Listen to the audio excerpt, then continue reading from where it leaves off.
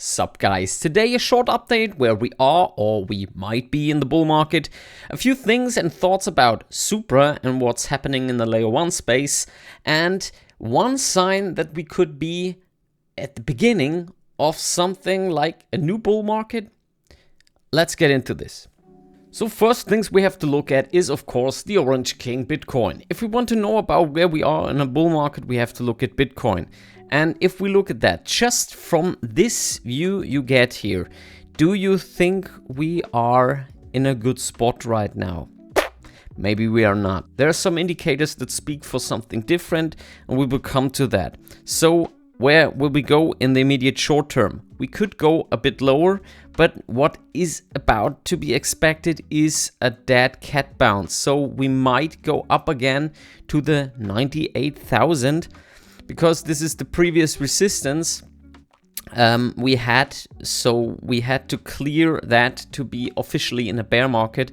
And if we knock at the door there and get rejected again, we are officially in a bear market. If we can climb above and then go higher, everything is again open. But of course there are channels that do that better than me, so keep in mind. We might hit 98k, we might get rejected, bear market. If we climb above, there might be blue skies ahead. Okay, that's what we have to keep in mind. The next thing I want to talk about, of course, is the Supra chart. Where are we standing? After the last breakout, and I talked about it in the last video, that looked pretty good. We hit this head and shoulder pattern and of course climbed down again. The crypto space right now is not a really pleasant place to be in, and well, Supra is no exception. The tech is still good, development is good, we've seen Topkin on stage, everything is fine, the people are pushing content, the people are pushing the developers, and X is more active than ever. And if you want some more numbers that support my conviction for Supra, let's get into this. We have 32 million market cap, which is not really much, but we also have 2.6 million in volume, and this is a 8% volume. If we compare that to Ethereum, which is at 5.19%, and again, we are really early. Only 21% of tokens are unlocked, and we have a capped supply of 100 million, and Ethereum doesn't have that. I won't say that Supra is better than Ethereum in this regard, because Ethereum has the first mover advantage. It has a $340 billion market cap, and we're here at 32 million. So this is 10,000x. We are, yeah, that's a lot. In the future, we can expect more token unlocks, and this of course brings more volatility. One thing I don't want to see, and I hope we won't see this in the history of Supra, at least not in the coming year, is a network outage or some big network or security breach happening in the network. The recent news we've seen is this one. Cardano suffered a chain partition after an abnormal transaction triggered a code bug. Reporting the incident, one cheeky ex-user claimed Cardano mainnet is down and nobody has noticed because nobody uses it. That's not really true. There are developers on Cardano and it's a really ambitious project. But of course, Cardano went down the first time. We can fight now if it really went down, but there was some complications. With smaller networks, and I come to one, with smaller networks happening something like that, the project is done. And Supra is right now in this area of small projects where small mistakes can be absolutely devastating. So I urge every one of you, you have to keep up conviction if you want Supra to succeed, and the developers have to make sure they don't make mistakes. Because everywhere there is development, everywhere there are people that try to build something, there are also, for some kind of reason, people who try to destroy it. And this will happen to Supra. The first thing I really find really cool is that Joshua had this $1 million bounty. And maybe this could be the way for the network to move on. Make a bounty on hacking some of the protocols or some of the projects. If someone detects a mistake, let them dig for it and then also give out the 1 million maybe. I don't know if Supra developers and Joshua has the money for that, but maybe take precautions. But because if something that happens, it's always bad press. It's always bad rap. We have this map. This is the Solana incident history. You see this yellow dots are network problems and the red dots are actually network outages. So even though Solana is really not good in that regard, we have so many network outages. You can see it's pretty much one incident a month. This is not good. But why is the network surviving? Because it actually grew way too large. The people just don't care. It's fast, it's cheap, it's doing what it's supposed to do. And if it goes down once a month, apparently people don't care. If that happens to Supra, I'm pretty much sure people throw more poop at it as they do right now.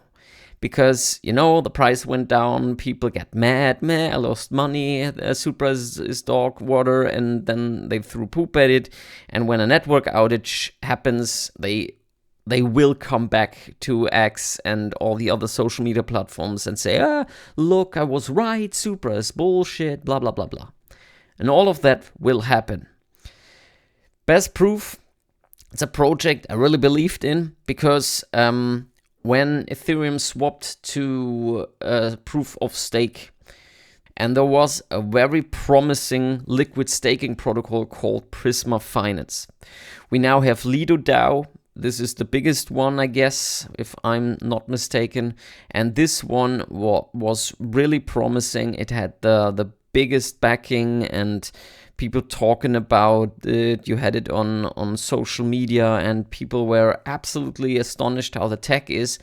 And then one security breach happened. And now the project today, we can look at the chart. If it's still up, I don't know if they didn't put it. Okay, it's down. That's it. It's down. So there's not even a chart of that anymore. Prisma is dead, and all the money we put into that also died with the project because of one simple security breach. The mistake happened. There was this problem. The devs solved the problem in about a day or even less, but people didn't care. Most people just withdraw their funds and they let the project die. And they never recovered from this. This could happen to Supra. All the building, all the cool stuff that's happening, all the social media activity could die off by just one big crucial mistake. And that's the biggest fear I have about the project right now. We come to the last topic for today, and that is some glimmer of hope that the bull run might not be done. And this is this post. I've deliberately pushed this post. Zcash is going to a spectacular rug pull. Why is he saying that? Of course, a Bitcoin maxi. And if we look into the biggest gainers in the past 24 hours, we have these two prominent guys. MYX is a derivatives exchange, so some DeFi protocol. And these two are the two projects I want to set my focus on. Zcash and Monero. Both of those are privacy coins. Right now, everywhere we look, there is surveillance is a big topic, and the security of money, and people want to park their money where it's safe.